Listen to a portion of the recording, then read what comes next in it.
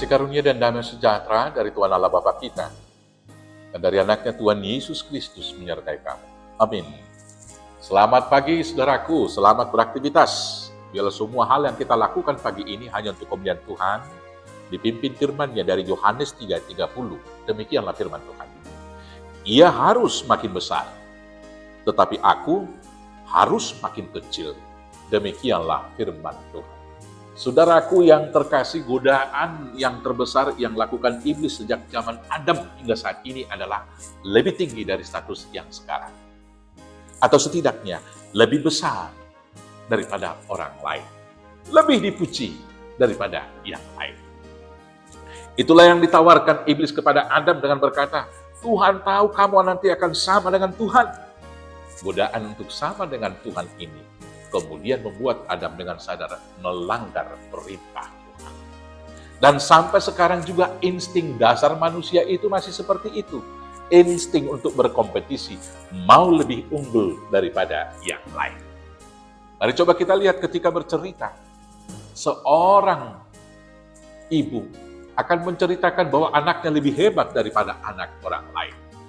Yang lucunya bahkan kepada opungnya, kepada nenek, kepada opah dan omanya, ketika bercerita tentang cucu, dia mengatakan, oh cucu saya pintar loh, sudah bisa menghidupkan dan mematikan televisi pakai remote. Nanti akan ada opah yang kedua, opung yang kedua mengatakan, cucu saya lebih pintar lagi. Dia sudah bisa mengirimkan berita kepada saya, kepada saudara-saudara yang lain, dengan WA dan lain sebagainya. Cucu saya lebih pintar, demikianlah konsepnya yang sering. Maka saudara-saudaraku yang terkasih, ketika kita berambisi semakin lebih besar daripada yang lain, maka yang terjadi biasanya adalah kita asik melakukan hal-hal untuk memuji dan membesar-besarkan diri, dan kemudian akan cenderung merendahkan, menjelekkan orang lain. Maka apa yang kemudian yang terjadi? Akan terjadi clash, terjadi polemik, akan terjadi konflik. Maka benarlah perkataan yang mengatakan, di mana ada orang meninggikan diri, di sanalah akan timbul perselisihan.